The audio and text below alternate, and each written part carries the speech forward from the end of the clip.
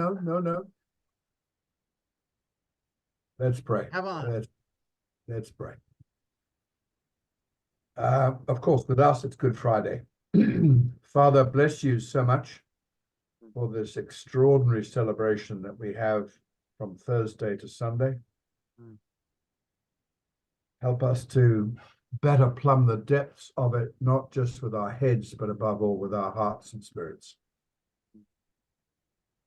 Lord Jesus, we cannot, and we may not, look into those things that angels fear to look into. And yet you have revealed to us your heart, and we praise you that our hearts can beat with your heart. So give us your insight today. Give us into the nature of your world, a world that science tries to expose, and yet which theology too seeks to be in utter harmony with. So thank you, Father, for this work. Thank you, Father, for all the work that has gone into this series, and above all, thank you for Tom. For Jesus' name we pray. Amen. Amen. Thank you, Brighton. Good. Well, today we are continuing our study through the 5.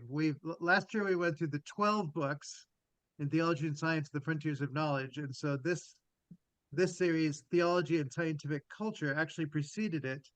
Our work today was in 1981, which is 2024 today, so this was 43 years ago that this would have been published. So it was forward-looking.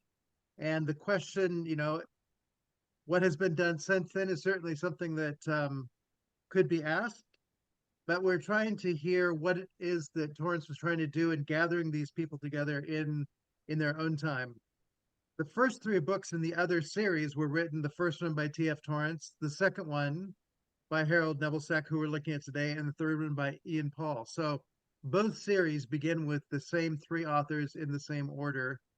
Not exactly with the same subjects. So their original contributions, but just noting from there, then he took off with a totally different set for numbers 4 through 12 in the other, and then the 2 that will follow in this, we're only writing in this series. Now, Nebelsick was a student of Torrance's. Did you ever know him? Ken, was he around when you were there? No, he had already gone. I didn't get there till the fall of 72, and he says in one of his footnotes that he was sitting in Torrance's lectures in 1954. So yeah. And where were you in 1954? Where were you in 1954? I was in short pants. Yeah. Join the club. Yeah. Running around. Yeah. Okay. Good. So again, it's a similar theme. The whole issue of theology and scientific culture is asking about the collaboration of these 2 great traditions within the history of human knowledge at some level. The general foreword is similar in both of them. In this one, he begins, the appearance of a series of books on theology and scientific culture indicates that we're moving beyond the old antithesis between theology and science, and that the disastrous split in our Western culture between the natural and human sciences is in process of being healed. That may have been a little bit optimistic of him to say that. The question of whether it ever was healed, there are certainly voices that along the way have attempted to resolve this, but one could say there's still a lot of work to be done to resolve anything like what he hoped for, but planted seeds to head in that direction. In June and July, I will be with Carrie Magruder doing research on the 12 and just asking the question, what impact did they have? Who were his sources, and what questions would be asking about that 12? I could have added this too, but there are limits of time and life in all these things. So at the end of his general foreword, he does a single paragraph on the author of this particular volume. So in this book, Dr. Harold P. Nebelsick, who is professor of doctrinal theology at Louisville Presbyterian Theological Seminary, Louisville, Kentucky, comes at the problems that face us today from behind by disentangling the confused interconnections between theology and natural science, which have affected the outlook of the Western world since the rise and dominance of Newtonian thought.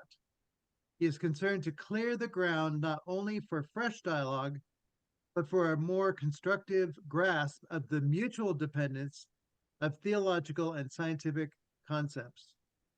He is particularly well qualified to do this in view of his wide training and experience on both sides of the Atlantic and his many years of participation in interdisciplinary discussion in international and ecumenical circles. This is the first of several volumes on which he has been working for some time. So this was not a new subject for him. It's something that had a long time conversation going on. So Ken, does your copy have the dust cover on this one? Do you have a dust copy? I just have the. Oh, there you are. So you're ahead of me there. So mine's just got the without dust cover. So that's what it looks like. The word modification didn't show up as much in the book as I thought it could have shown up. Yeah. So there's a divergence that is certainly there. And chapter 5, he's going to attempt maybe to get some sense of collaboration. The word modification I didn't find as a most dominant phrase. So it's interesting the title that was chosen, but to say that there is an influence that each has on one another in the context of the philosophical and historical events that shape history generally, that these things certainly have had an impact in this discussion. So the nutshell I wrote there are 5 chapters in this book, as outlined below. Nebelsick was a student of Torrance's. He wrote this book to provoke a fresh conversation on the development of theology and science. And I think development is a word that's truer to especially the first 3 chapters, maybe a little bit into the 4th. Provoke a conversation between theology and science, the breakdowns, the possibilities. It is a sweeping history of philosophers, theologians, scientists, and the state of the conversation in 1981. He died in 1989. So he was alive for a few years after this. There were a couple of essays that Ken found in other places that were written by Nebelsick, one of them being in the centenary in 1986 in honor of Karl Barth, on Karl Barth and science. There it is there. So he clearly in chapter 4 does a lot with Karl Barth, and that essay would have more specifically focusing on Barth. Did you read that essay in there? Was it different much from what you saw in the book? On Barth's understanding of science, yes, he's following up. He's disappointed in the book when he talks about Barth. The last part of that section on Barth was when Barth was invited to participate in a German series of conversations under Gunther. Gunther, the name, single syllable. Somebody who had claimed to be converted back to Christianity by hearing Barth declaiming on the need of the German church. And Barth never went. And I think he, despite their mutual regard for each other, according to Eberhard Busch, Hawa was a friend and a frequent conversation partner, but he would not or did not or somehow just couldn't find the time to go participate in these conferences. And Nebelsick is up to say Barth never really took science seriously. And so the essay in this Theology Beyond Christendom was to document that and say he should have taken it more seriously. And if he had, maybe he would have had a great an opportunity for Barth to write a few more books or another volume of the Dogmatics.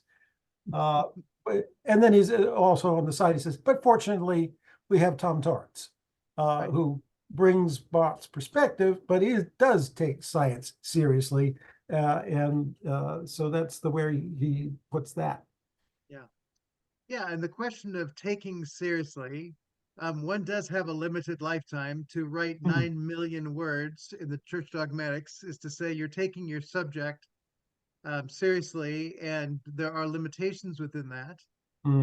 As I read and write through the church dogmatics, when he does mention science, it is generally saying there is a place for it. It is not specifically in the context of what I'm doing here, but I think he does imply that what he is doing is laying a foundation for the natural sciences. The nature of the opening statement of the church dogmatics using the word science, the dogmatics is the church's scientific self-examination, is to say he's comfortable using the language of science as an investigatory tool to engage the nature of that which humans study. He's not quite Polanyian at that point, but he is saying that we are investigators who use tools, and science is an appropriate word for that. So to say Torrance was continuing a conversation Bart started, and certainly didn't cut off Torrance from having, is to say we all hope that there are those who stand on our shoulders and go where we didn't have time or interest maybe to go. So I think that I'm going to be attempting to write a book on Karl Barth and eco-theology, and argue that he actually was very concerned for the world and the care of the world, because it is the world created by the living God, and the nature of the church in caring for the world is in line with it. But you have to see all those things in the outworking maybe of the ethical dimensions, and I think that could have been in volume 5, that the nature of redemption is the completion of that which is initiated in creation, and that is the place where, as stewards, scientists are then concerned for the care of the earth in ways that are appropriate to the outworking of that. So anyway, I'm not sure I'm going to attempt to say all of that, but it does buzz around in my head as I'm falling asleep at night, what it would look like to include that. Bryden, I see that hand. Thanks, Marty. I wonder though whether Bart's use of the word science is just very, very general, based on the word to know, the Latin derivative. Yeah. And I have a feeling that yes, he deals with Schleiermacher, and yes, he deals with some of the problems of the Enlightenment, but I think myself, because in fact his engagement with the scientific method is so, well, I want to use the word tangential, and I think that's fair. And I think that he doesn't just kind of skirt around it. It's because I don't think he gets it, actually. Can I be even stronger? Now, I mean, Ken would be far better positioned, but that's what I feel. That's what I sense. That it's just a scary business. It's a knowing business. And here is just another way of knowing, whereas the a posteriori methodology, which you get highlighted front and center by, for example, Alistair McGrath's The Scientific Theology, it just ain't there. And that's fine. That's not on his agenda. So that's fine. I mean, we can cope with that. So I'm just trying to clarify. You're saying Bart wasn't aware of a posteriori? I'm just quietly saying that as a methodology, he's kind of, it's very generic. His understanding of science right up front in CD11. Yeah, okay. Yeah, I'll use the word. But I mean, with respect, I don't think, yes, of course, Jesus is the ultimate a posteriori object through whom we know everything. Sorry, I mean, that's not what I want to deny. Oh my goodness, help. That's the whole edifice. That's the foundation of the edifice, hence the whale, floundering on the beach. But he had a lot of elephants on his shelves. I was in his office, and there are elephants all over the place. And I asked Peter there, why are there so many elephants? He says, I don't know. I don't know. Made me wonder. That one's Brunner. That one's Bultmann. That one's Here we Weber. go. There we go. So the great whale is spouting away, and the elephants are flailing their trunks back. Oh, I am preparing to do a video series for Zondervan, and the first session on Karl Barth's Church Dogmatics in one word. I argue Barth is doing a very scientific thing here. He's clarifying what it is that he's studying, or in this case, who he's studying, and he will always stay scientifically focused on that, and to make sure that Yep. all that precedes as we go through all lives within the focused nature of a careful scientist, and to recognize the nature of language that gets used that isn't true to the nature of that one. So the dogmatic corrective component, so to speak, that is there Yep. Yep. is because there is something of what I would call a very focused kind of science that is very a posteriori, but is also very Polanyian, that the nature of this object is a subject. And so we have to continually be taught in a way that the natural sciences can't, because they don't speak to us in the same No, way. correct. So we have to learn their story using different methodology, and maybe what you're referring to as the scientific method are the necessary tools that one has to bring in because of the voicelessness of creation, without entering into the story of all of the dynamics of how things develop, come into being, function within their contexts and all that. Yeah. So I I think would thank you. argue I that think this, yeah, yeah, it's the non-speaking element versus the supreme subject, yes, without getting sort of Moltmann's absolute subjectivity stuff, all that. yeah, Thomas Aquinas spends a big chunk of the Summa defending the scientific character of theology, the scientia, that it is Yes. a science. Yeah. It's not poetry, it's not ecstasy. It's a deliberate working out rationally what can be propositionally phrased and tested critically against the scripture. And that's been the church's theological project for 2,000 years, sometimes better than others. The Nebelsick's main thing here is that about 1700, science took a really sharp turn off in its own, without finally saying, our adulthood is here. We are free from your regulation. We will now feed on what we want to feed and pursue what we want to pursue. And his last chapter is a terrifying prospect of a science run wild, the restricted sense of science, the amoral sense of science, a method that's been freed from any kind of normative regulation to say, no, we're not going to blow up the world just because you think you can. We're just not going to do that. That's really Nebelsick's moral point. I think the impetus for the writing in this book, it's there. He's saying we are in big trouble. We've got an ecological crisis, a nuclear crisis, an energy crisis, an overpopulation crisis. We've got all of these crises. And no one's listening to the church because the church does not know how to talk like that. And for somebody teaching out in Louisville Theological Seminary, the denomination moved its denominational headquarters there about that time. And so a lot of people down in the God box would come out to the seminary to talk. And they, as practical theologians and connected through the missionary boards to the International Church and the World Council of Churches and all the things going on, were very concerned that they would publish position papers and no one would read them. They would make pronouncements and no one would attend to them. And out in the churches, in the Presbyterian churches, there was a sharp pull to the right to essentially tell the central offices, why don't you just shut up? You just shut up and publish good hymnals and Bibles and things like that, because we don't need you.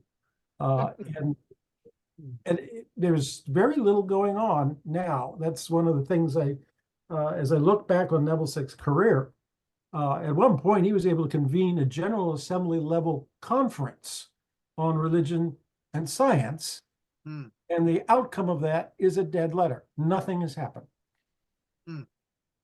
And it is, he suggests, and I think Torrance would also suggest, it's because the dualism that it fractures the ability of any audience to hear what Nebelsick is saying, renders much of what he says incomprehensible. It is only us, I think. I came across all of this intellectual history of Descartes to Locke to Hume to the post-Enlightenment schizophrenia of European intellectualism, while studying American theologians. And when I was in Scotland, I was studying the Scottish common sense philosophers, who were all trying to address this problem. So I've been treating it or looking at it on and off for almost 40 years. So they have Nebelsick try to squeeze it into 2 chapters. I gave me a bit of a headache. I'm maybe we should say a little bit more there, or maybe we should just not go there. But we'll try and listen to what he is trying to accomplish. There's always more to be said. Bryden, what do you got to say there? Oh, very quickly. The erstwhile presiding president, Episcopalian Church, Catherine Jefferts Shorey. Now, I don't know how well you know of her or anything else and all of the sagas that she precipitated, but she had a PhD in oceanography. She classified herself as a scientist. And when she came to New Zealand, which was, I don't know, 2012 or something, thereabouts, 2013, she gave a lecture at the university on religion and science. And that was the title. And oh, brother, it wasn't recorded, so I wrote copious notes. I then wrote an article for the Living Church because Christopher Wells wanted me to. And the title of that was Sic et Non, which I thought was totally appropriate given the way she was playing her games. She was using religion and not Christianity. B, she was using science in an extraordinary loosey-goosey way. So there are people out there, Ken, who will engage with this thing in ways that I will actually ultimately accuse of being, well, I'll use the word postmodern, because all it is, it's fluffy religion, it's fluffy Christianity, and it's very fluffy science. And with that, I'll lower my hand. I mean, help, you know? We had one of the conferences that Nebelsick points to in Boston in like 86, 87. I was in Boston at the time. And I remember all the faculty, and that included Gordon Conwell, Andover Newton, some eavesdropped and others. And one person came away from one of the conferences saying with a sniff, it's theologians who are not theological talking to scientists who are not being scientific.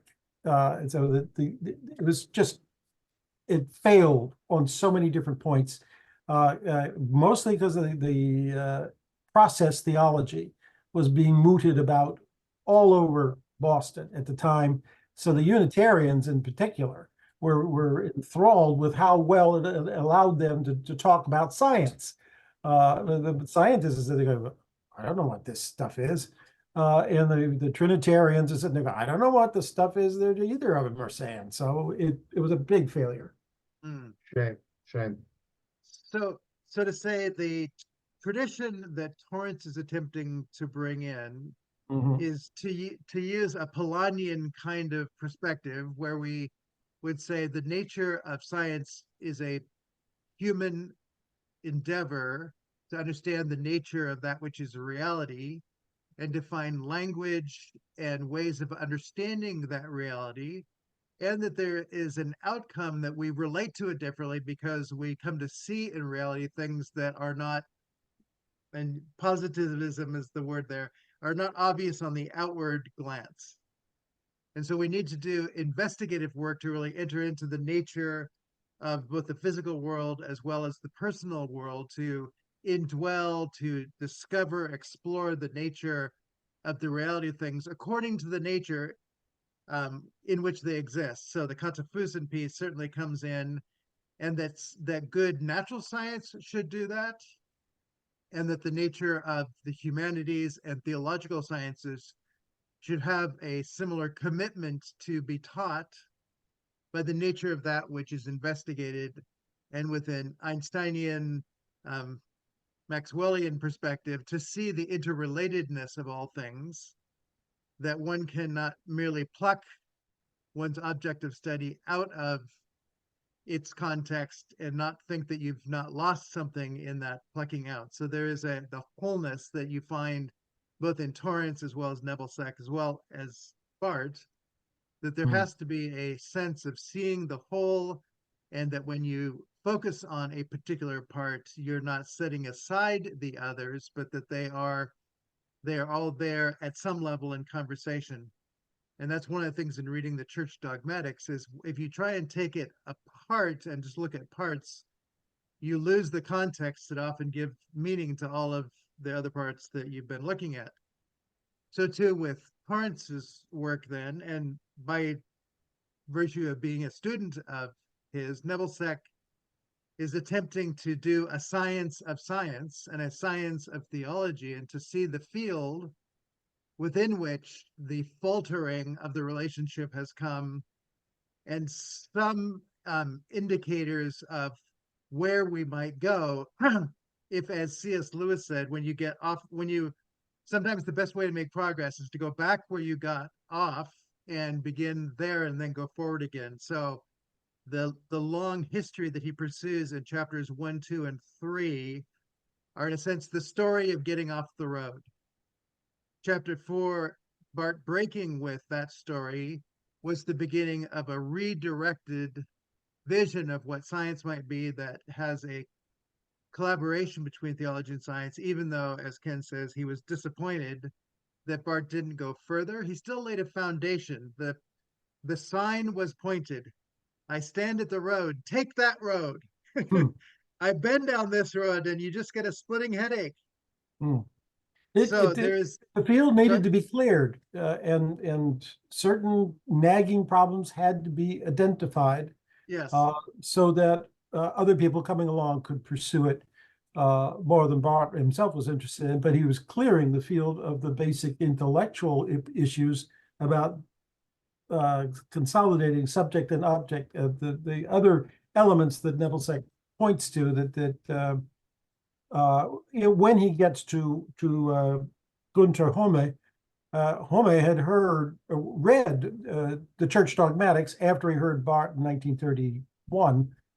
He read the volume one, both parts, and said, Bart gets it.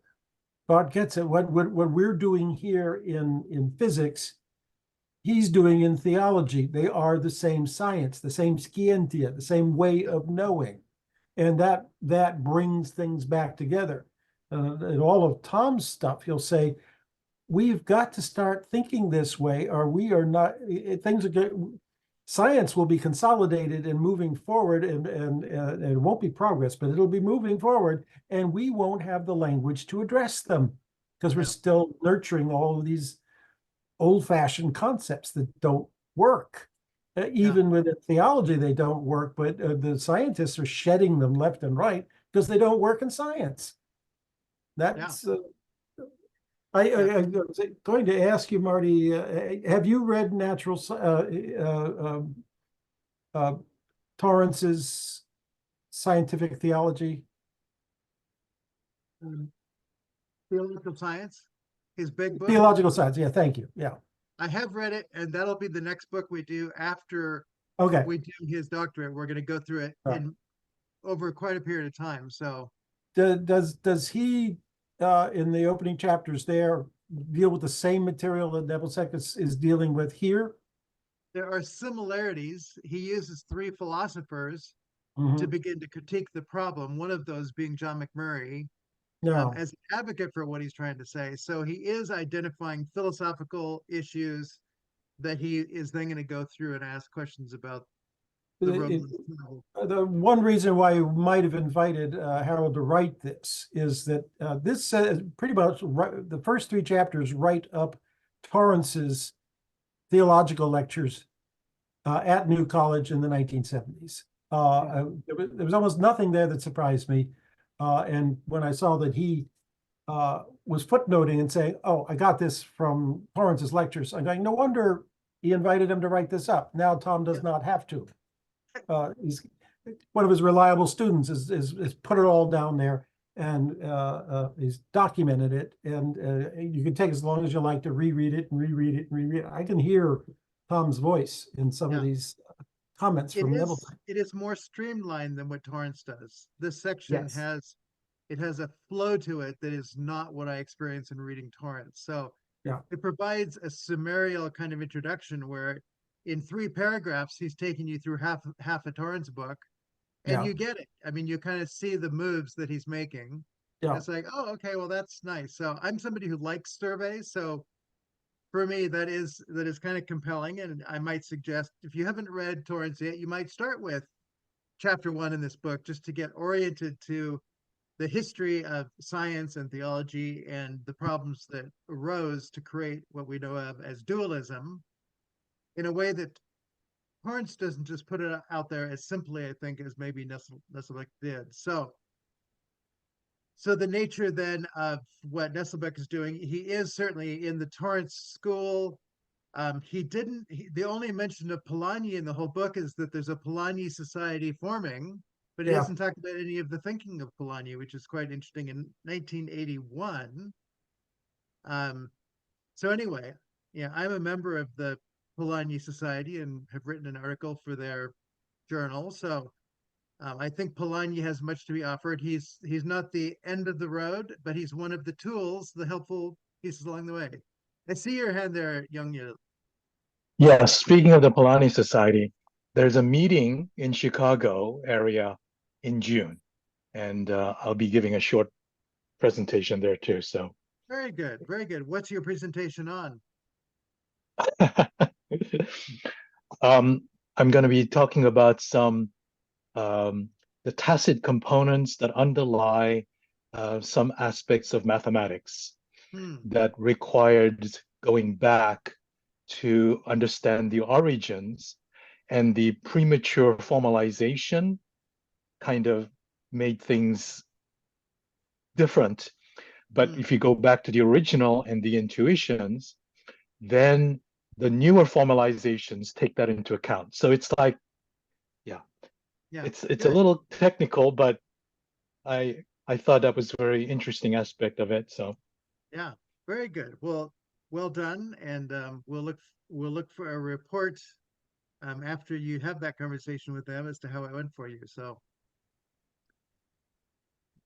Polanyi is certainly, I mean, there are whole books written on Polanyi and Torrance, and some people say that those books, some of them get it right and some get it not so right. And but it's certainly it's a helpful conversation just to clarify what is it in Polanyi's methodology that Torrance looks to in defining what science is. For me, John McMurray also needs to be considered in that, because where Polanyi, I think, is quite good on the hard sciences, it's really McMurray who gives him the tools for the nature of personhood and the investigation of that. So I think that each one of them make great contributions, and we need both of them, and to choose one over the other to create the same kind of dualism or loss of language to get where we need to go. I'm still working on attempting to argue that Polanyi actually read and was influenced by McMurray. That was part of how it was that he got to where he did in terms of his understanding of personal knowledge and all that follows from that. So I have some good clues. I have not convinced either the McMurray Society nor the Polanyi Society that I'm right. Whenever I bring up the issues, they say, well, that's interesting. Here we go again. Who is he anyway? Yes. Well, one of the most interesting things for me is both McMurray and Polanyi died in 1976. And Polanyi was asked to write a commendation from McMurray being knighted, which is the one that also T.F. Torrance wrote, a letter of recommendation that's at the end of the book, the biography of John McMurray. So Torrance wrote that letter, and it's been published, and that was the basis of my article on the influence of John McMurray on T.F. Torrance, was using that statement of Torrance's that basically said, here's how he impacted me. Well, Polanyi was asked to write a parallel commendation. I have the letter from Magda, his wife, saying he's not well enough to write that. Not that he doesn't know McMurray or anything like that. It's just he's unwell, and so he won't be able to get that done. Now, that's not conclusive that he is indebted to him, but you certainly can't say that he wasn't aware of him or that he wouldn't be in the place to be able to write a letter of commendation. So these are just the pieces that don't get acknowledged either by the Polanyi or the McMurray people in recognizing there's more going on there than meets the eye. Right? And there's somewhere I read and I've lost my notice on it. If you find it, where the author was actually there with, I think it was with Polanyi, but it could have been McMurray, and asked a question about the relationship between the two of them. And whichever one it was said, we were always aware of each other, but we were both a bit on the fringe, and we were afraid that connecting together would basically sink the ship for both of us. So we kind of left each other at a certain kind of distance, and developed our thoughts with an acknowledgement and awareness of each other, but not quoting each other, anything like that. There is a audio lecture by James Houston where he talks about, and they lived literally 2 doors apart at Oxford. And Houston says that there was a day when Polanyi came in for a conversation with a book and said, have you seen this? And what it was a John McMurray book. And so Polanyi was coming to a person who we know to be a very Torrancean developed theologian, i.e. Jim Houston, and saying, have you read this? And Houston himself is, greatly dependent upon McMurray as well. And so again, the nature of that and discovering the nature of the personal was something that was part of that conversation. So did Polanyi discover McMurray, or McMurray discover Polanyi? It was Polanyi who discovered McMurray, right? So again, you can't fully trace out the nature of the dependence, but there was delight in Polanyi that he found McMurray and that his thought was helpful. So anyway, these are just pieces of puzzles that are part of what, when I talked to Jim Houston a few weeks ago, he said, there was a spirit of the time that these people were writing from the mid-50s up through even what Torrance is doing here, where questions of the nature of the person, the work of Martin Buber and others, the relational sense that was possibly there, even the work of the personalists with Martin Luther King Jr. and so forth. He said there was a spirit of the time. It's hard to see who all was influencing who. Not everyone gave us citations of where they were getting their ideas from. And so one has to at least hold them together and say, there was something in the water at that time. And I think Nebelsick is part of this too, that was recognizing there's a need for a clarity of thought on the nature of what it means to be persons. And that's not separate from the discussion of what science has to bring to the table as well. And the fact that McMurray and Polanyi did Gifford lectures in sequential years, 53, 54, 55, they're aware of each other. And they're part of attempting, I think, to bring the natural theology and natural science conversation into helpful collaboration, so to speak. So they're all partners with us. And this book at some level is, I think, aiming towards that as well, to say, these are issues that were seen then, and with you, Ken, why did they get dropped? Why did the church drop them? Why did advancing scientists not keep the conversation more lively? So anyway, Bryden, what do you got there? I have a question about that water of yours, because the popularized version of the water became an infatuation with existentialism. And I'm intrigued that, yes, I too have read some McMurray, and yes, some Polanyi, but that's a little esoteric alongside Sartre and Camus and the like. And I'm intrigued that the existentialism of the 60s and 70s, or was it the 50s, 60s, and 70s, was in vogue, whereas the stuff that you're delving into was kind of on the fringes. I mean, I don't know. I have a question. I have a question.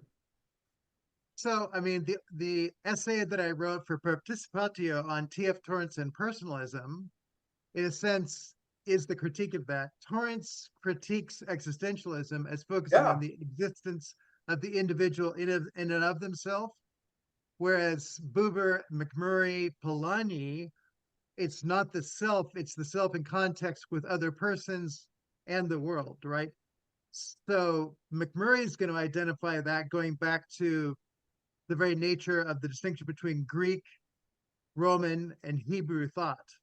Yeah. And Torrance is going to borrow that paradigm distinction and say that the nature of science as developed by the Jewish traditions, including Einstein, has an awareness of relationality that is not the other in distinction from oneself, and that one can existentially read off of oneself, but that there is a whole picture that one must get with a whole world created by a whole God with all of its interrelatedness. Whereas the nature of the Greek mind, which became abstract, think Plato, the realm of the form of things is the abstract idea of it. And so that the thought of mathematics, philosophy, all these things are basically abstractions from human experience projected onto a most real idealistic place, and that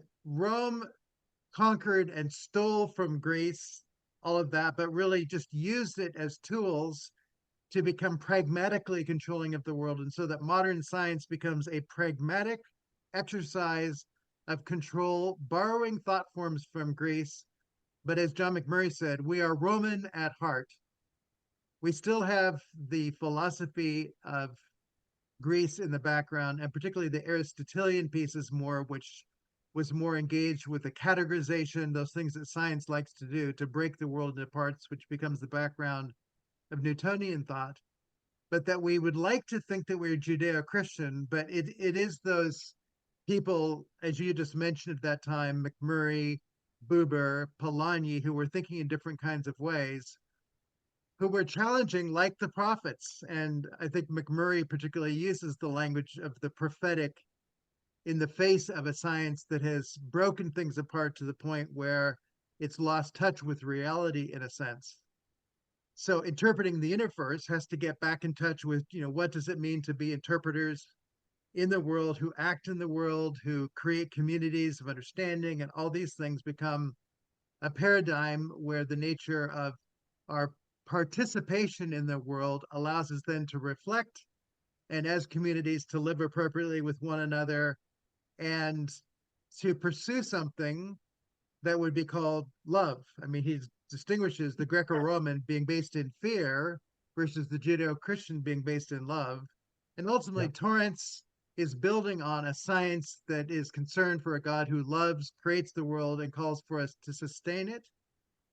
And that the nature of the Greco-Roman traditions is that they want to control the world so that we can use it for our own purposes and ends, which is that basic beginning in the need of the human, and not the provision, the gracious giving of a world that provides for what we need and continues to sustain us, because God is the one whose love actually sustains us. So there are two very different paradigms with deep theological distinctions. McMurray does the best of anyone I've seen to really kind of play out the cultural dimensions of what that looks like, particularly in the book, The Clue to History.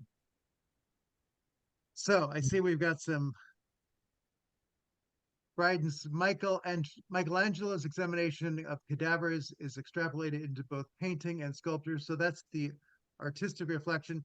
To say that there is borrowing of things, that when I watch Rick Steves and he talks about Roman art, he says And here's this art which was copied from the Greeks, and here's this thing which was copied from the Greeks. And there's an ongoing sense that the Roman arts depended a lot on what it was that the Greeks had done in developing so many things. The Parthenon it's a majestic piece of architecture, but it's because they were so good at math that they were actually able to do the things that they were able to do. And so once again, to say there is something about the advances of Greece in its ability to develop the philosophy, the mathematics, those abstract things, which did give a thoughtful reappraisal of how one engages the world, that then gave the Roman brutes, shall we call them, the ability to develop roads and armies and aqueducts and all that. But they were using something that they got from another civilization, in a sense, who, as McMurray would say, what we call fight and flight. Fight is Rome, flight is Greece. To enter into the world of the abstract is to step out of the world and think about it all. To control the world through armies and systems of government and all the things that they built, that is the fighting to control the world that you fear will be out of control. Yeah.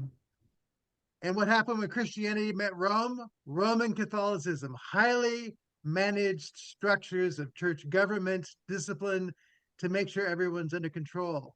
When Christianity hit Greek culture, what did we get? Greek orthodoxy, highly engaged in transcending this world through icon, through smells and bells and all those things that take us to participate in the eschaton, that otherworldliness. So, what's that? Starlighting Yes. up on his pillar. And when it hit Yes. German culture, we got coffee and tuna hot dish. Ah, The other thing that McMurray points out is that the nature of what would have been, we could have hoped that Protestantism would have been a Hebrew kind of culture, but he said because Martin Luther was Roman, we basically ended up with multiple fractured forms of Roman culture, people trying to manage and control with use of thought at some level, but ultimately it's controlling people that became a dominant motif. And he says the world has yet to see what would actually happen if we had a form of Christianity that lived from the original Hebrew intuition of we are a people, not by virtue of land or because of our ability to do things, but because of the God who's called us his own. And that we live in service to God and world and one another out of that. What that would look like, the closest thing to it maybe is AA. Right? Our commitment is to the health of one another, relationships, not an acknowledgement that we aren't perfect. We need each other for support. Lancaster County. What's that? Lancaster County. The Amish. The Amish. The Amish in Lancaster County. I mean, I was struck by that school massacre. Oh, how many years ago now? I mean, I don't know, 8, 10, 12. I've lost track. And their response to the perpetrator and, you know, the whole business of inviting him to the funerals. I mean, for goodness sake, you know, and the elder children saying, no, shoot me, not her, of the younger kids. I mean, for goodness sake, what came out of that was just mind-blowing. Yes, well, it's a different intuition. It's the intuition of loving and caring, right? Yeah, yeah. And my sense is that Torrance and Nebelsick, they have a vision of a world where theology and science come together, and that is their intuition. How do we live in the world, study, understand the world, and then live differently because we've come to understand the world and one another, right? And the resistance of scientists, I've sat with psychologists and scientists to say, you know, can you imagine ever doing a science of persons as persons and not merely as objects with repeatable kind of experiments to show the generalities that one can assign to humans? And they said, I can't even imagine what that would look like. Right? And there's really a fear. You know, once you start figuring out who I am, I'm afraid that I will lose control, or maybe that people will manipulate that. And so there is a fundamental fear that if we really did a science of humans as persons, that people will use it for control, or at least they'll use control. And it's very much like my uncle who said one day, I'm so glad people can't read my mind because I have no idea what they would do with it. Oh, he's Right. a And I wise think old coot. everyone, what's that? He's a wise old coot. Yeah, well, I think everyone has that fear that we Yes. can't trust that other persons would treat us kindly with that. But Yeah. that is, I think, the restorative dimension of what a proper Christianity would do, is that we would see ourselves in communities where, because we have been cared for, we care for one another, that there would be a healing sense that would be able to be there. And so at some level, it's the failure of the church to be that kind of scientific community. That is why we haven't been able to go there. It also happens to be why I do what I do, pursuing the theology of Torrance and Polanyi and all those, to say, I can see it there, but the biggest trick is getting over the fear of people of what it might imply. But when I sit with people, I have a client couple who neither one of them are Christians, but one of them, before we met, said, I just need you to know, I see you're a theologian. I'm not a Christian, and I really don't want to be doing theological conversations with you in our therapy. And so I said, I think you'll be fine with what I do. Let's give it a go. Halfway through the first time we met, a 2-hour session, he says, this is exactly what I've been looking for. And all I was doing was using onto-relational thinking and the nature of the formation of relationships that acknowledge the parts that are there, that come up with agreements, which are covenants. It's covenant ways of thinking. I mean, everything I was doing was directly flowing out of the nature of my Barth Torrance theology, brought into the practice of how we understand who these people are, forming a life together. And the tools, and they've been in therapy before. They've worked with John Gottman, who's one of the great modern, people in marriage and all that. But Gottman still works with the individual, not with relationality.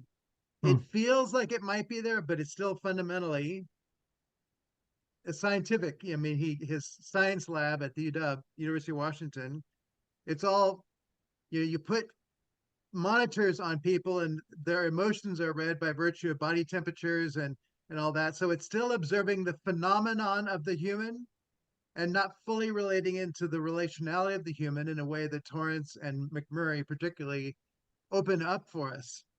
So when you actually do therapy to help people according to the Barth Torrance McMurray paradigm, people go, why have I never heard of this before? So we need another historical survey that it deals more with psychology and sociology to say where did this radical individualism come from, that at the basis of all of our fundamental fears. Yep. Because you're proposing a communal ethic to a bunch of radical individualists who will not buy into the ethic because they don't trust the person sitting beside them to put their needs forward, their needs as important as my needs. So I'll haul back in, I'll put up my barriers, I'll put up my walls, and I'll save all my money so I can buy you out. I am a rock, I am an island. I have my walls and my poetry to protect me. I'm shielded in my armor. I have no need of friendship. Friendship causes pain. It's laughter and it's loving. I disdain. I am a rock. Yeah, it also means that you cannot have a market economy, or that is a market economy loathes and detests affection, family, adhesions based on loyalties. Everybody has to have a price, and when the price is met, you've got to stop what you're doing and give it up. And that is the logic of our markets. You don't need, I saw Karl Marx got pulled in here, but poor guy. His wife died, the church no longer dictates the moral context wherein ethics gets done. so that we're on the outside talking in. So what is dictating our ethics? It is the logic of the free market. It says you are valuable to me up to a point, and when you're no longer valuable, you're expendable. And I'm also the sorry, right of the individual. that's the way it is. Yeah, the right of the individual within a free market is a more fundamental, even maybe sense that everybody's defending their right to their own separate existence, and that is the fundamental fracture at some level. Mhm. And I mean that goes back to Descartes and maybe Boethius and a few Well, others. get Carl Polanyi's book, because Carl Polanyi was wondering, where did this notion come that our economy has its own genius, that it works itself out according to inevitable rules, and if you fight them, you'll go down, but if you could play with them, you can rise up. That is not medieval. That is the shift from medieval to modern. And so a lot of people point at Protestantism and Calvinism in particular. I don't think that's fair, but they happen simultaneously, whether one causes the other or not, I don't know. But Yeah. Carl Polanyi talks about the great transformation where economics becomes a separate discipline, and economic behavior is no longer regulated by the church or by society. It's supposed to be self-regulating, like an autonomous system. And back to Nebelsick's, am I still on? Yeah. Yeah. Okay. Back to Nebelsick's book, when he goes that the horror show that he details in his last chapter of these very, very powerful social influencing forces rooted in this individualism that are destroying the planet, destroying the ecology, destroying the economy, destroying society, destroying women, it's destroying men. It's very destructive. And he sees enough of it that he knows the church needs to act. But how? Yeah. How to be heard and taken with any credibility based on our past. Yeah. The fifth book of the series, Our Nuclear Future, has some of that sense of the concern that's there. It'll be interesting to see what we get there. So I'm gonna press on a little bit on the handout here, just so we can get a bit more of the feeling of where we're going. So in the preface, he has these three concerns in the book. The present dichotomy between the natural science and theology is both debilitating and unnecessary. So debilitating is to say we can't do what we should be able to do because of the way we think. And that makes a wall there that shouldn't be there. It's unnecessary. The second point, the history of the development of the two disciplines encouraged a mad marriage between science and theology. So a mad marriage means that they are each aware of the other, but they can't talk to each other. They've lost the ability to find language and concerns that cross over that divide. And so he does have an extensive, again, 3 chapters that really unpack that. And third, a new conversation is possible. And this is the question, does he achieve that? And what do we have to do today? A new conversation is possible in light of new conceptions of world reality by relativity and quantum physics.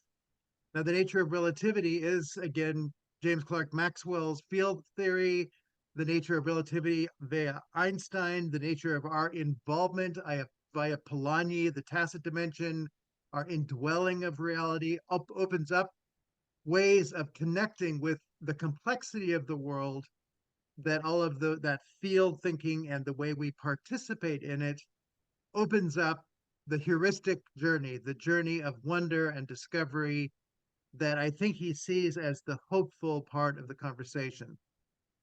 Whether the world has picked up on that, I mean, there's the dimension of insurance companies in both medicine and psychiatry, psychology. Can it be objectified so it can get paid for? That goes back to your point, Ken, that economies in some ways are defining so many things, and people not wanting to go into ministry and even theological education because you can't make the money that you need. The economic concerns are really in many ways driving the world. So Homo faber, we are those who work, right? We're not Homo sapiens, we're not those who are wise. The age of wisdom, yeah, that's kind of fading. The age of, can it make money for you? Will the work that I do produce the money for me to survive individually and maybe my family? Has this general dividing tendency. So he has a hope in 1981 that will be the case. The challenge didn't go away, certainly, after that. So chapter 1, again, the present perspective. Now, the present perspective, he goes through the history. It's not just present. It's how did we get here in about 25 pages. So it's the history of the relation of science and theology. And again, you had, this is what I copied, and you were able to read if you got to it. Who all had a chance to read chapter 1? Good. So I won't attempt to go over all of it, but were there things that stood out for you that were helpful in understanding the nature of the breakdown of the relationship between theology and science that he was outlining in these chapters?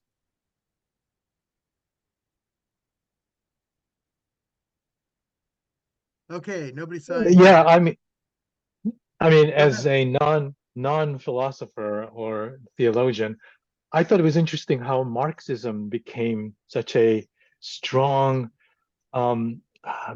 beneficiary, I guess, of using the Newtonian deterministic kind of approach to the world, understanding the world, and then just retargeting it and saying, now economically, the proletariat will eventually win. It's like it's interesting to see that perspective very much. Yeah.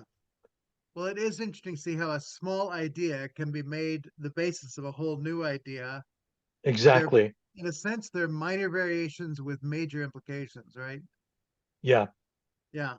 And the implications of, this 20th century, obviously, of all the communist revolutions. It's like, who would have thought, right, that this divergence of understanding the deterministic, we don't need the God hypothesis anymore.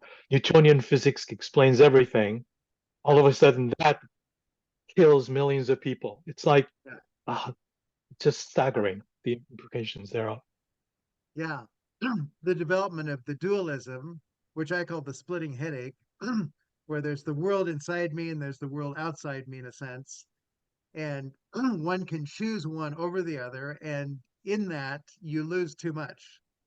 You either lose touch with reality or you lose touch with thoughtful reflection, which we need both engagement and thoughtful reflection to be persons in the world, both with one another as humans as well as with the world itself. So to recognize the move of Descartes, I think therefore I am, is this inward turn, which again, the question, to what degree did Augustine's autobiographical work, Confessions, begin a journey of inward reflection that in a sense initiated that? That's kind of the thesis that Colin Gunton had, that he's gotten some pushback on.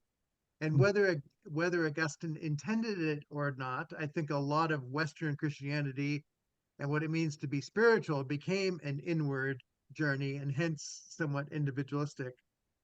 John McMurray suggests that the Protestant move to interpret the Bible for yourself is not that different, and maybe the same chord on another instrument as Descartes, that both the individual interpreting and the individual as I think therefore I am are similar enough in their impact that they both can be recognized as a move in the direction of individual thinking.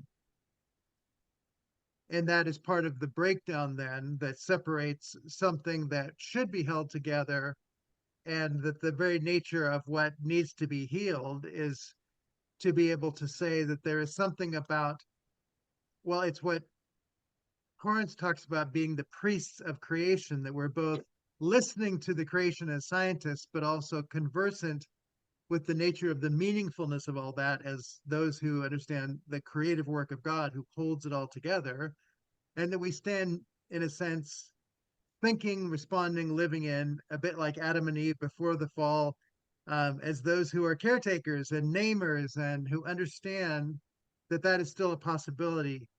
And Ken, I'm not sure if you heard that in the last chapter. I did go faster in the last chapter. Did he really have a sense that if science and theology worked together, that the possibility of being stewards of the world was actually a possibility? Yes, no, it's his basic plea Okay. that the world is tearing itself apart for the lack of what is in the Bible. Yeah. That we're supposed to know something about evangelism. We're supposed to know something about forming communities of love and support. We're supposed to know how to do this. Martin Luther King Jr. Put the beloved community at the center of his sense of what America needed, or America would commit suicide. And so why can't we get that sold and put across and convince people? Because we're supposed to be in the conviction business. And somehow we just, we're not recognizing what it is that we're not doing that is failing to get the message across. And that is a wider discussion than Nebelsick is able to handle here. But he pleads as one minister among many to say there is much work to be done and there is great hope to be had.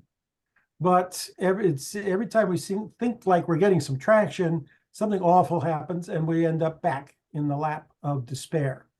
In the meantime, science is not stopping. Science is not slowing down.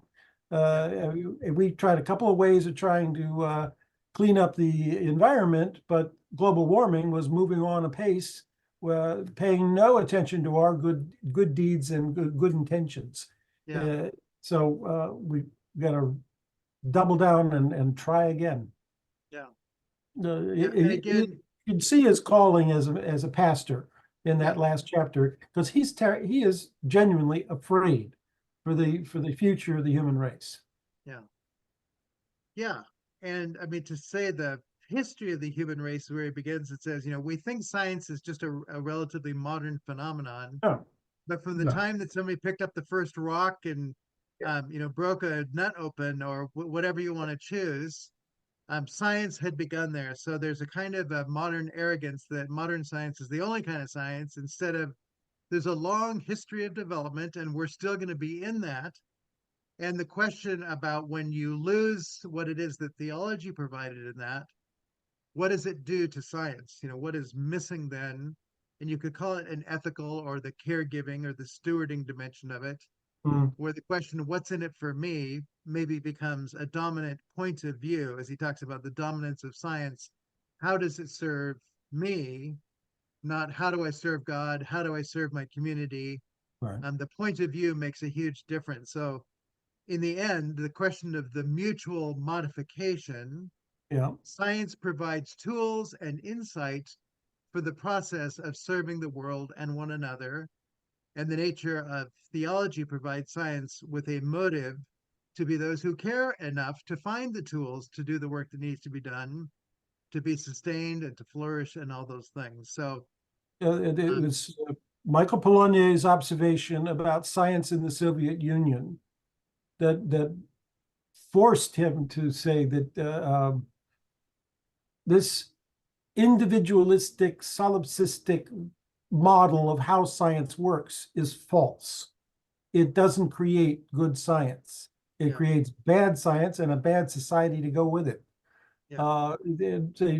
He had to come up with another model of scientific thinking that did not follow the falsehoods that Thomas Kuhn finally critiques in The Structure of Scientific Revolutions.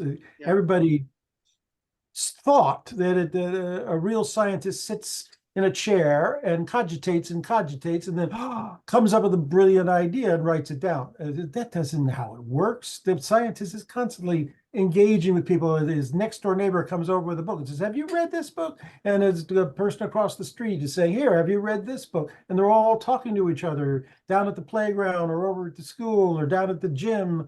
It's a community that thinks organically. It's not an individual that thinks creatively, because most of the time individuals thinking fall asleep. Science is a social exercise. Yes. And we're supposed to know something about how to do social exercises that are creative and life enhancing and all these kinds of stuff. We're supposed to know something about this. Why can't we get this to work? Yeah. Good. Well, to say science is, in a sense, a dialogue with the world and a dialogue with one another about the world that we live in. Yeah. And yet there are some people who we disinvited to the party. Yep. And there are people who have insight into what it means to be in dialogue with the world and one another. And so we end up being unable to communicate at some level.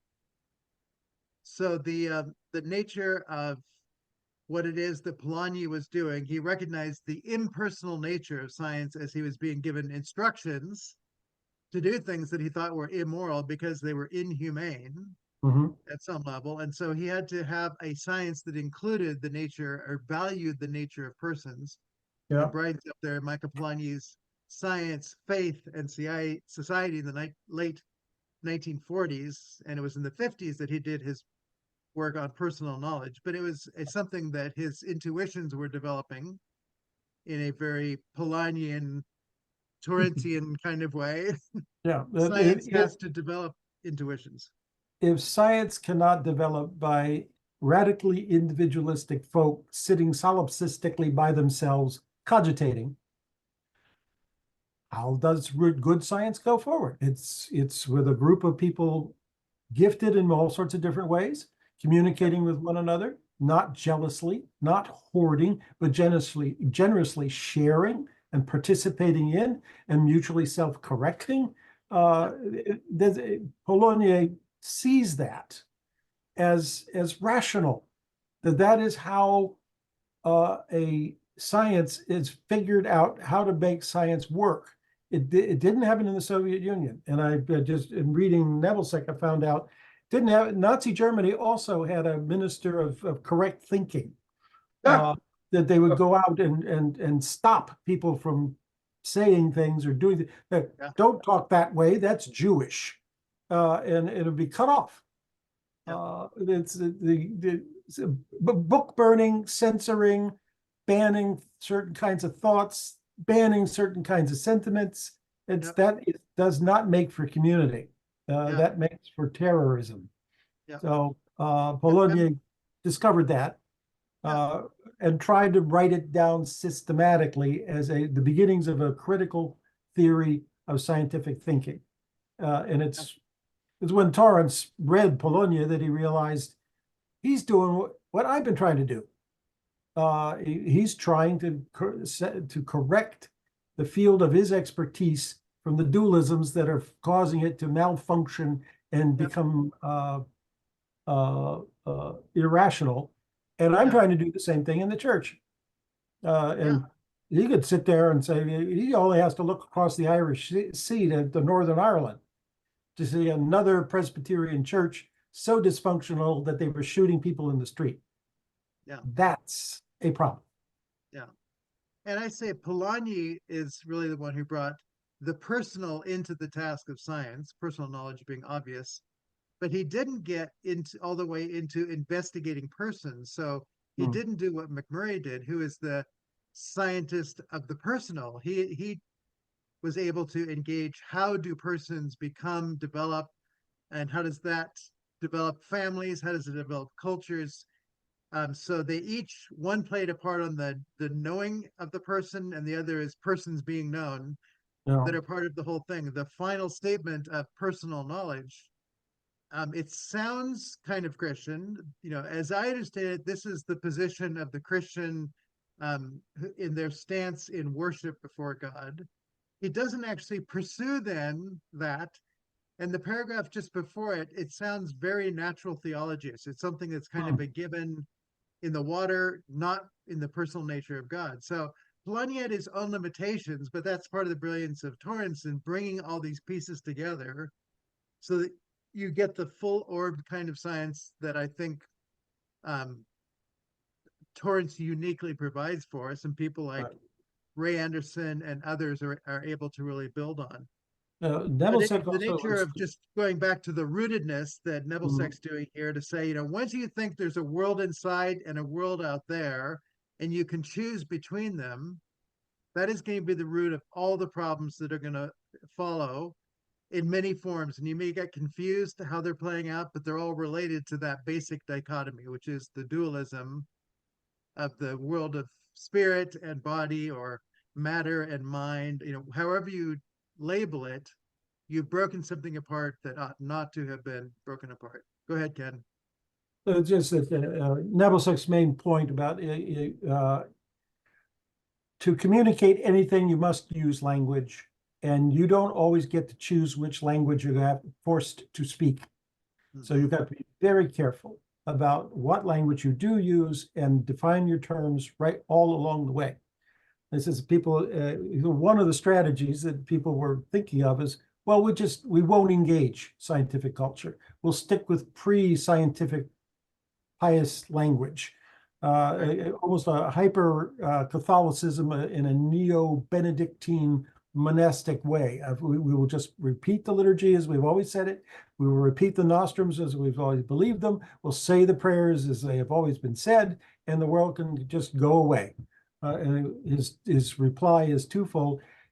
You're using their language. You have no choice but to change. Don't you think you want to participate in that change by entering into the conversation now, rather than discovering that you have nothing left to say a century from now?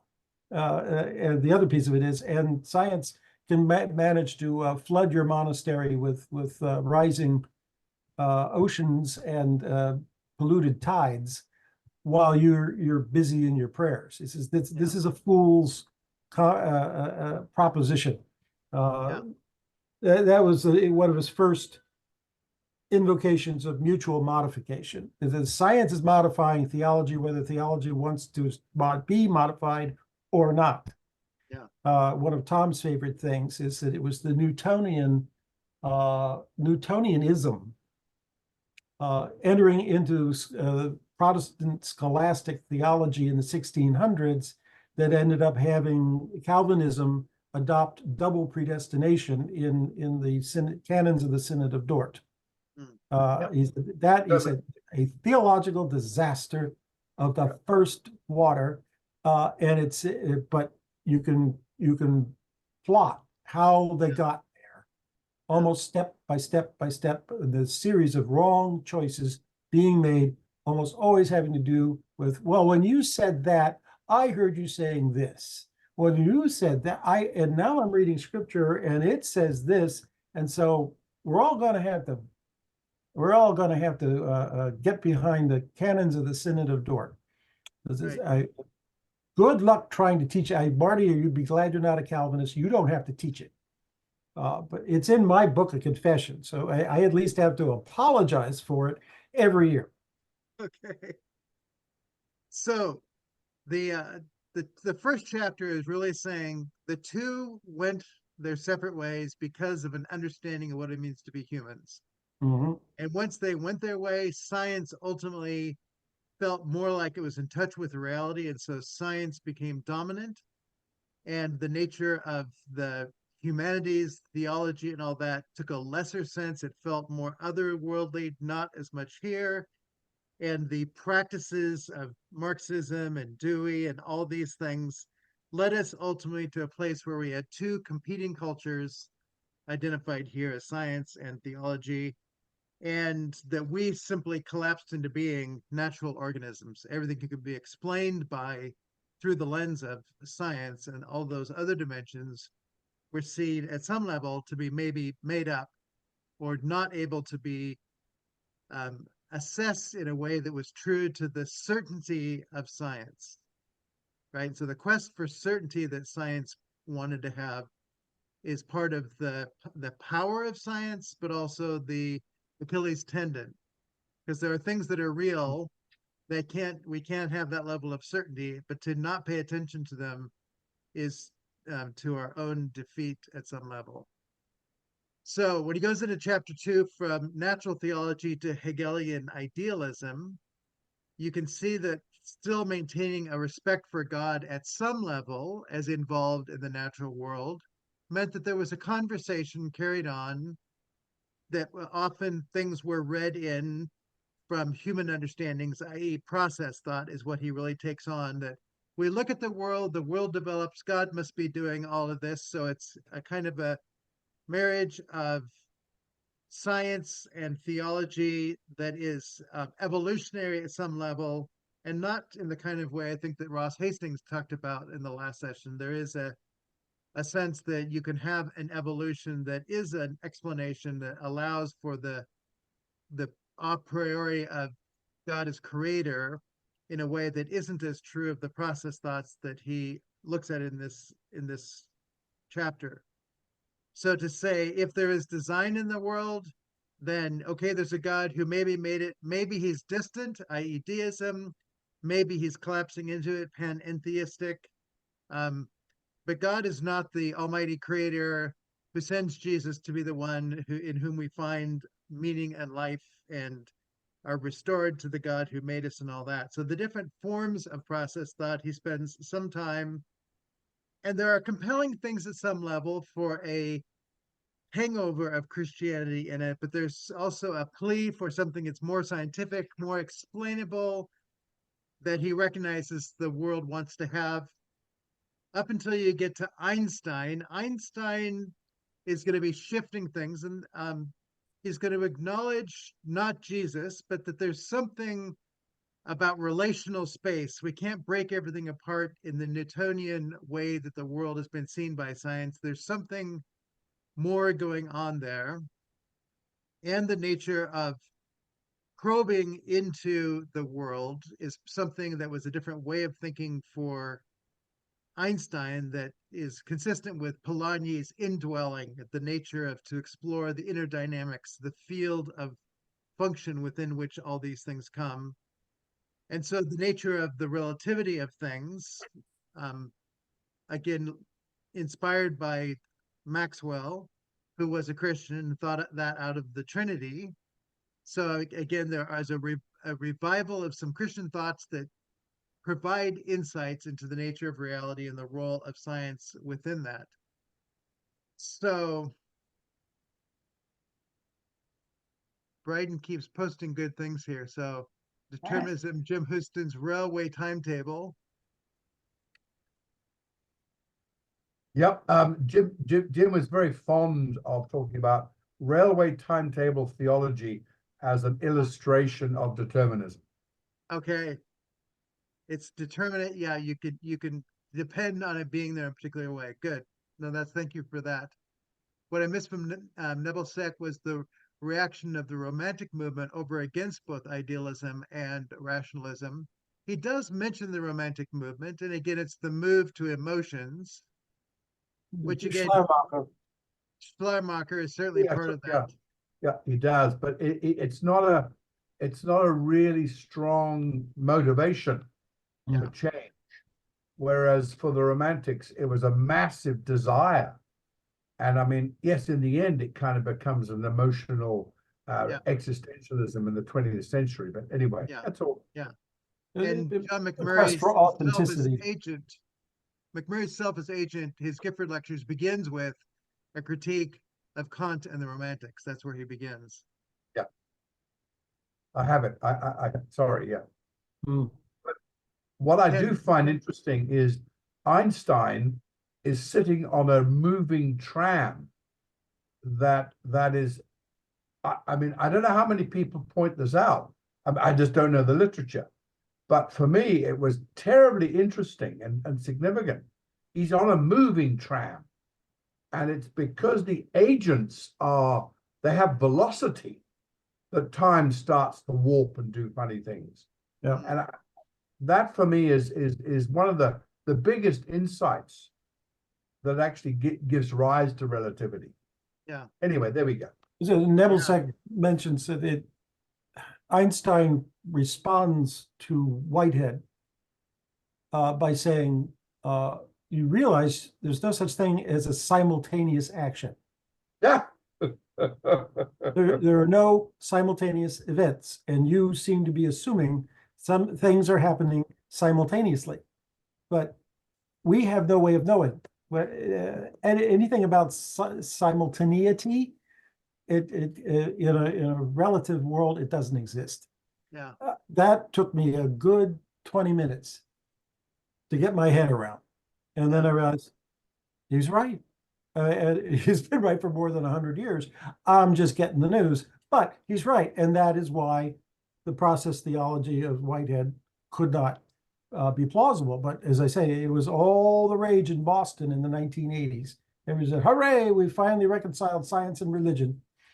And I go, Tom Ord is still out there talking quite a bit about process theology, and he hasn't let a lot of these thoughts go, and he uses the term relational theology within that too. So I often find myself having to distinguish myself from his form of theology because it doesn't start nor end in the same place. So Yep.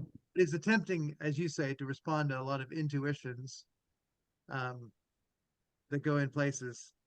So again, Kant's transcendentalism, when the human thinks that we can step back and our thought processes can interpret the world, it becomes about us. And so to say, the nature maybe of what we call modern day spirituality is, I know what works for me. I know what feels spiritual for me in experiences of the beauty of the world or drugs or whatever. The form of spirituality is merely that which I determine has meaning for me. That wasn't probably Kant's intention at all, but once you open the door for the cats, they become hard to control. So the ability to then recognize that once the world lives with the human shaping thought, then Hegel's idealism, where the whole nature of the development of how we think about the world takes on this dialectical process. It seems that the world of ideas and how we interpret the world may be the way to explain everything, never mind that it may not actually connect with the world details.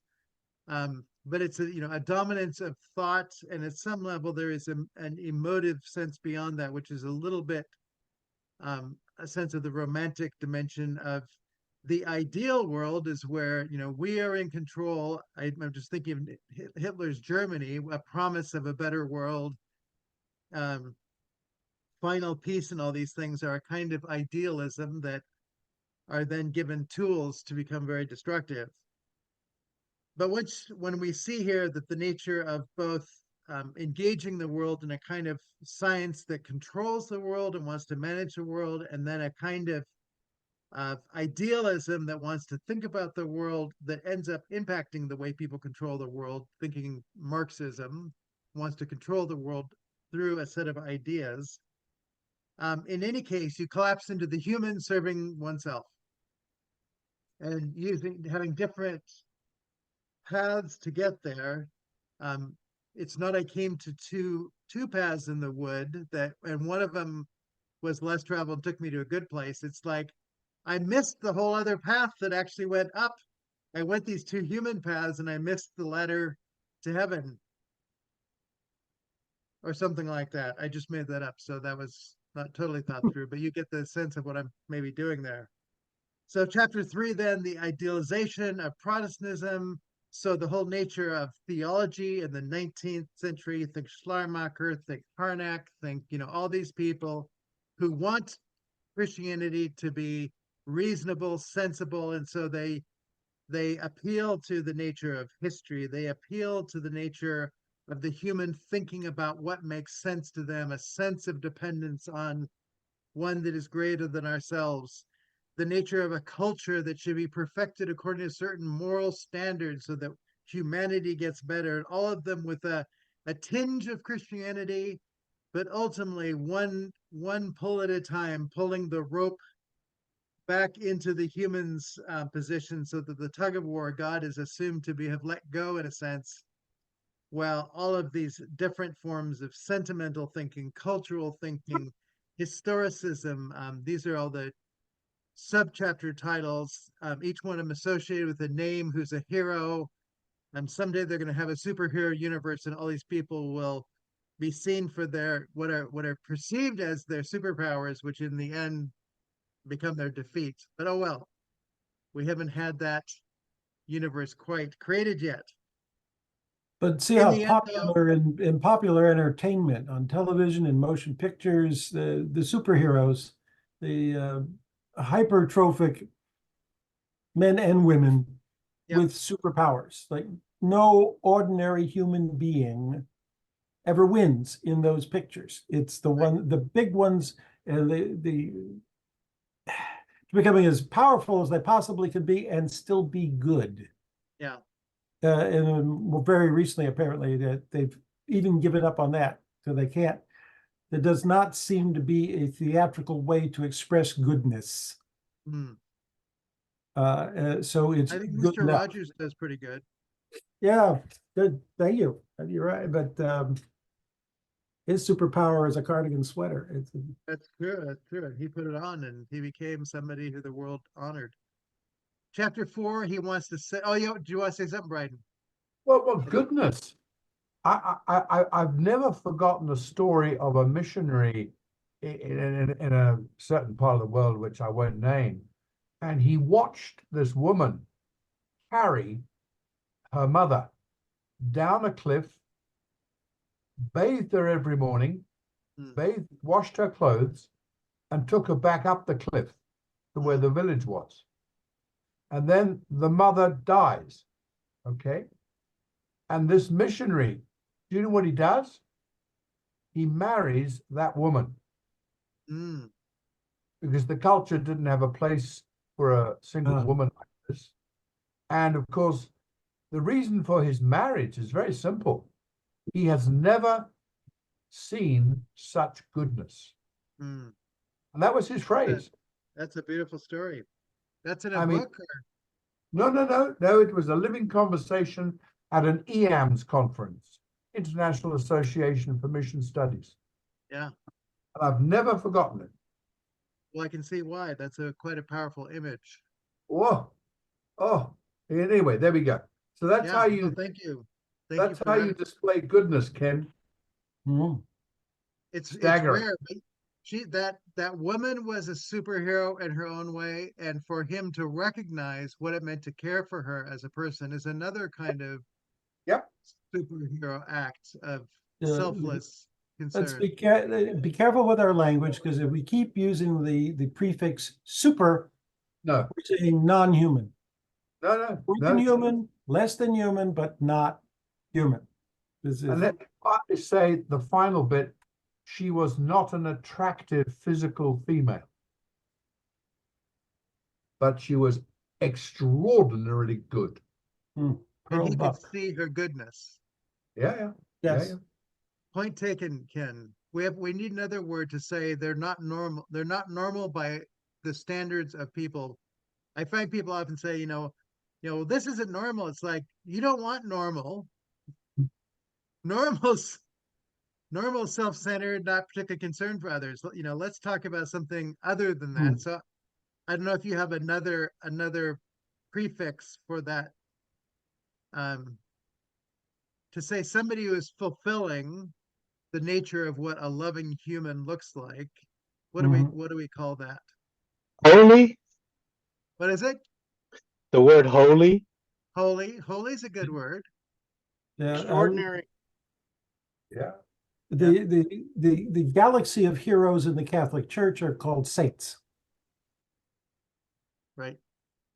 Yeah, but they choose their own rules to pick them, though. We're different. So I saw the movie Cabrini, and it's quite interesting as to what a woman in a Catholic system can do to change the world. She's an example of somebody who saw what it meant to create an empire of hope. It was quite profound. So the final statement you made. Go ahead. My wife and I saw that movie this week. Thumbs up. I found it quite touching. Yeah. I would recommend it.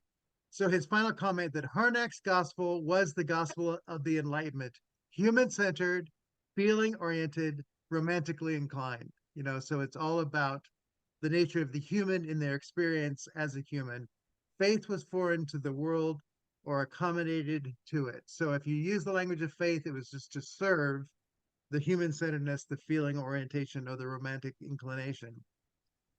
So chapter 4, again, is going to be Karl Barth, who comes and says, studied with many of these great figures of the 19th century, but was brought to a place where he just learned to say no through people like Overbeck saying no to culture, Kierkegaard, with the nature of the distinction of God over against the world, where you don't collapse God into the world, but recognize God is infinitely qualitatively distinct from the world.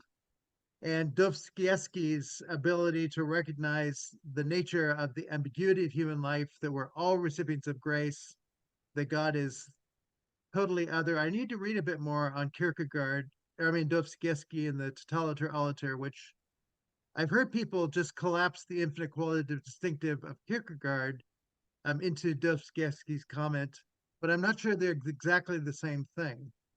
So anyway, I need to see more on that.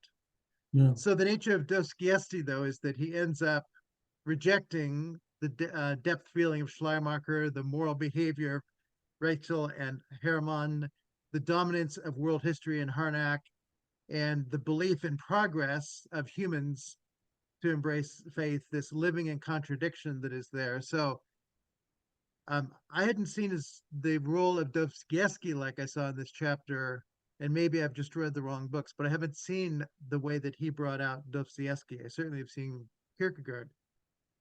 So the thing about Princeton Theological Seminary, when the Hodges and the Warfields were still teaching the dogmatic theology, yeah, the students were reading Kierkegaard and Tolstoy and Dostoevsky.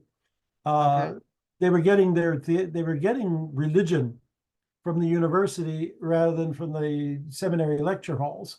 The beginning of the end of the long Calvinist ride at Princeton Theological Seminary. By the 1920s, it had come to an end. Everybody was looking for alternatives to that form of Calvinism, which was fading at Yeah, some level. the double predestination that I was talking about before, because the language had changed so dramatically that it was not possible to talk about it in a gospel affirming way. It simply could not be said. No. And so Barth saw the gospel affirmation in these writers, Kierkegaard, yeah, Tolstoy, Overbeck, and others that he mentions. But to say it's amazing that in the time that he had all these people who came across his path, so to speak, and that he could put them together to really call for, what I would call a science that no longer collapses into the individual, the experience of the person, the feelings of the person, but truly allows for the nature of the other to be there. That all that came together, I find, quite amazing. And again, the whole nature of what he saw as the failed experience of the Nazi natural religion, that everything that these others had put out there, he saw, if you go that way, this is the dead end you will end up with, and it's horrific. And so there was this reality shock, in a sense, I think, that for Barth was part of the coming together, is seeing the conclusion of these forms of thought that are quite problematic. Good night to you, Tim. So the whole nature of the way that as it goes through the chapter, just the 9 to Brunner, just to see for Barth, he became so attuned to the problem of starting in all the beginning places of the 19th century that when it showed up, even in his friends, he had to say, no, I've seen that movie before and it doesn't end well. And so the nature of what it looked like to have something that was truly theologically, scientifically oriented. And this is where I give, Barth a bit of a pass of saying he didn't want to bring science in too quickly because he wanted to get the nature of the God who creates who reveals God's self, that was clearly heard before there was a re-entry into the discussion of what science, because it could so easily and quickly collapse back into, well, then science is saying the same thing, right? And all the language just collapses over there. And at some level, the battle with T.F. Torrance and, does Alistair McGrath get him, is, can we use that scientific language and not use the language of faith anymore? How do we maintain the clarity of appropriate language for each of the disciplines?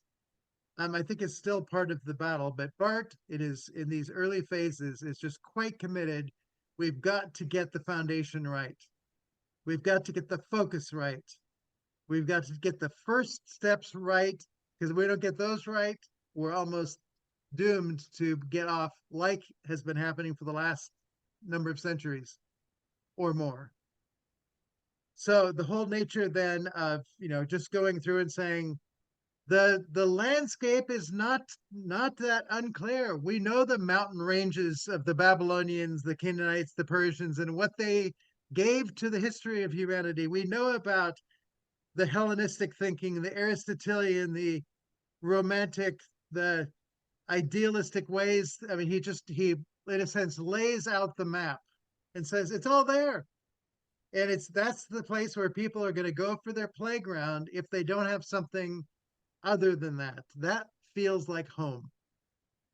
So the whole nature of, I think, moving into, well, it was interesting, actually, the last thing he said in that chapter, a greater than St. Thomas is here. That was from a quote from a classroom that Nebelsick heard from T.F. Torrance. I hadn't heard him exactly say a greater than St. Thomas is here before, but to recognize the greatness of Thomas and then the nature of what it is that Bart was in relation to that. It's another affirmation, just a slightly different language. So the final chapter, again, crisis and dialogue. The crisis he's been talking about all the way through. The statement of Pascal, we rush over the edge after putting something in front of it to prevent us from seeing it. So say the history of humanity at some level has been trying to keep people from seeing something, and all the things we've done to quote unquote protect ourselves from that has become the thing that's made us ultimately blind, or at least only having a partial taste of reality, or having a lot of illusions about reality. So to say, no wonder we're in the confusion that we have today in economics, in politics, in the moral vision for people, and the nature of what Christianity is supposed to be doing. I mean, at every front, the crisis is there because of what the first 4 chapters at some level pointed out, that Bart was really trying to redirect, and Torrance is going to live into that potential for a redirection. So he basically, in the nature of dialogue, it's like we need to be in challenging conversations. We need to respond to each other. Statements like the world is sick, maybe terminally ill. That's a that's a pretty heavy kind of statement, but you can kind of watch the news and wonder about that. The nature of, the proliferation of weapons in the world, the nature of global warming, the nature of nation warring against nation, nuclear armament, all these things just go, the world is sick, and it's hard to say if we're terminally ill or not, but you can see why that would be a concern. In 1981, we need a therapy for the world. Now, he didn't say it directly here, but theology, I think, is intended to be for the healing of the world, because Jesus is the one for the healing of the world. So the nature of understanding therapy is part of it. And at some level, it's science and theology becoming friends again. We need to listen to each other. We need to be different and yet cooperative, collaborative in what it means to be those who live in the world, care for the world, and believe that God has a future for the world, and that everyone needs to survive. And to recognize his statement, to love God is to love all his people and his creation. So, I mean, I think that was kind of the point of what he saw needed to be the future. We need to recognize that God calls us as a particular God, not a God who's angry or going to come back and rain down hail or worse on us, but that God has all along been committed to being one who is for the world, with the world, but neither theology nor science has remembered that appropriately to get back into the dialogue of becoming conversation partners. And so his final sections on continuing dialogue and future connotations, he sees the hope of people getting a holistic view of reality, and that people like the Polanyi Society and the Dutch Study Commission and all these groups, they do have, in a sense, hints of a better future.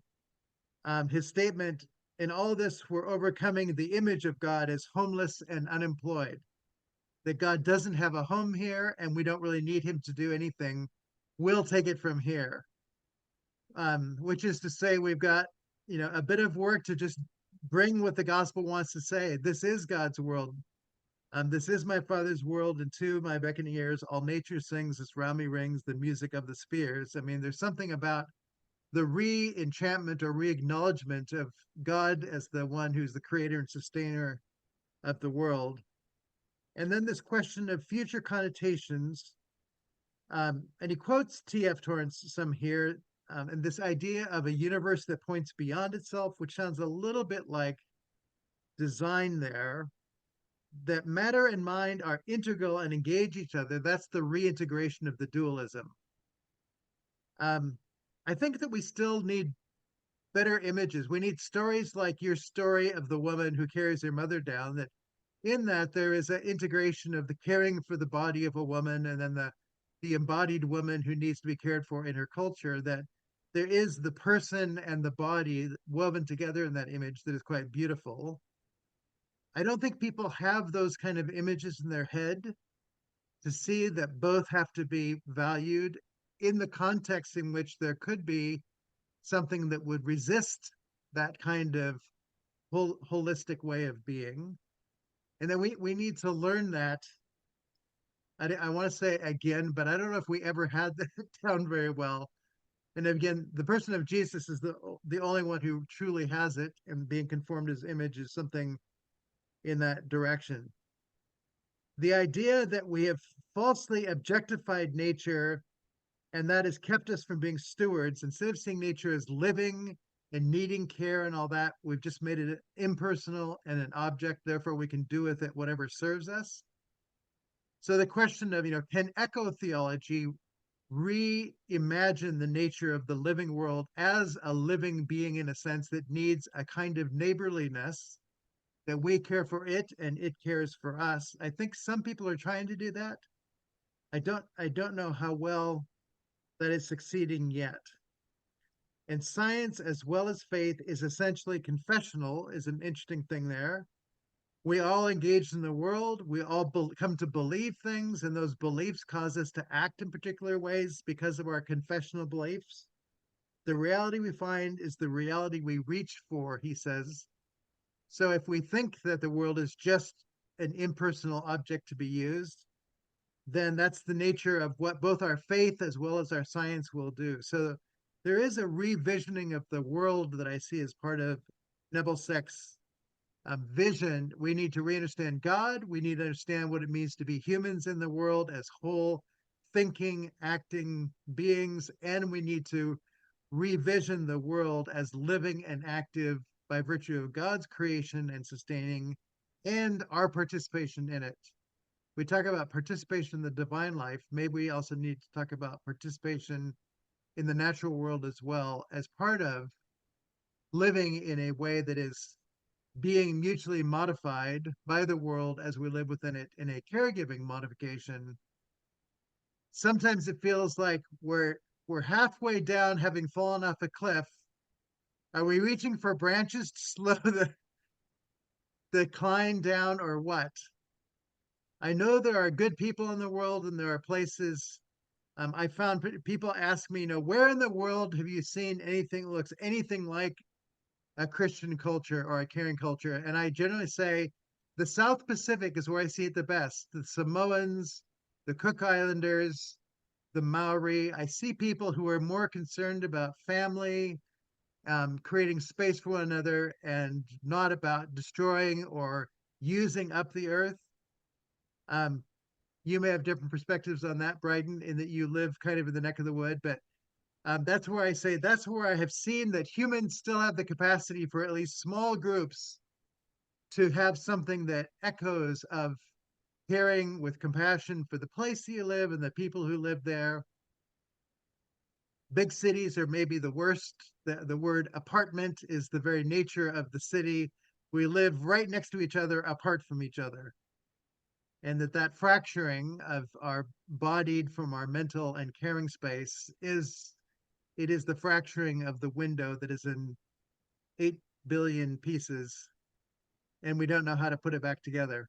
A little bit of a Humpty Dumpty scenario or something. So anyway, I think this book, for me, it's helpful in a way that Ken didn't like. It summarizes in very succinct kinds of ways, huge spans of time, but shows just where the breakdowns came along the way in a way that I found it was easier for me to grasp than Torrance often is.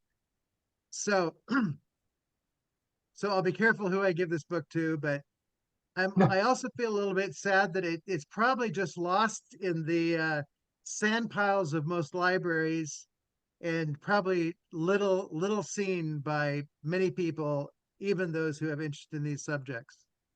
So my hope is that just bringing it out and reading it brings some pieces of the conversation out, and that some of the ideas that we've talked about, they provide enough clarity to invite people in who otherwise wouldn't, because he wants to say them in relatively simple, some people may say simplistic, but ways that you can go, oh, the division's just between the world inside and the world outside. That's what dualism has to do with. That's the beginning point. There's a lot more that flows from that, but yes, that's where the divide begins. Yeah, I really appreciate the scope that this book is covering, even though I've only read chapter 1. Yeah.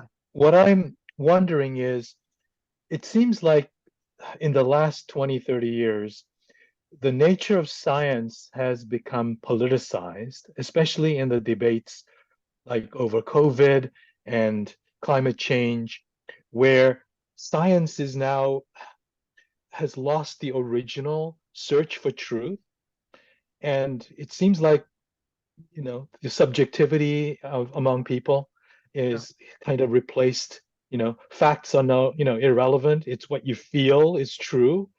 And it seems almost like the original science of the 17th, 18th, 19th century and Christianity is now closer in the sense that we believe in an objective reality, right?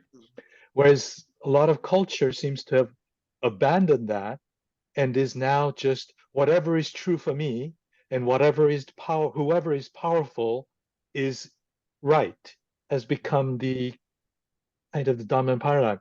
So I'm wondering if some of the philosophical strains that he mentions, are they coming back into in an unconscious way in the general population and culture, do you think? Yeah. Well, I mean, in the most simple of levels, and this is John McMurray, we have two basic emotions. One is fear and the other is love. When fear becomes our dominant motif, then we will seek power to get what we want. And that will be expressed in politics, in economics, in the use of religion. All of them will just become different forms of the urge of the human to maintain control because we're afraid of trusting anyone else other than ourselves. And so everything simply serves the self. Ultimate fear, McMurray says, is an ultimate concern for the self. And so when politics takes religion and just makes it serve a political end, it's serving the self. So the capacity to have a loving politics, a loving science, a loving faith, those are all very real possibilities, but it requires a kind of an other-centeredness that Bryden beautifully portrayed in his image of 2, 3 people and how they treated each other. The movie Cabrini is an example of somebody who she used her power not for herself, though she was accused of that, but really wanted to, for those who are the outcast, the orphan, the prostitutes on the streets of New York, and ultimately the world, to provide a loving service of medicine and food and care for those who didn't have the power. And so she was not motivated by fear. So she, in a sense, is an example of bumping up against the politics, particularly of New York, but it was, other places too, where those people were at some level good people to the right people who they liked. But when the prejudice comes in, which is a fear of the other who's different from me, now I need to protect myself and resist. And so I'll use the political power that I have to stop that which I do not understand. So the nature of the world that we have today is increasingly a fear-drenched way in the world, and it takes on different forms in different cultures. When you go on vacation, there are people who have, all included places where you aren't out in the neighborhoods of the people who might be dangerous. All your eating is here, or, all of the beaches, you stay here, you'll be safe here. And so whenever people are looking for safety, also, I say, well, that's just more of the fear, and you can have a good time with the fences protecting you from all that is out there. But it's a kind of a turning a blind eye to the reality of what is out there. So the nature of economics, politics, and religion, they all have the capacity for good when they are lived from love, and they all have the capacity for being taken over and used for ill purposes when fear becomes the dominant emotive motif of a culture. Well, I would say there's an underground dynamic going on though in true science.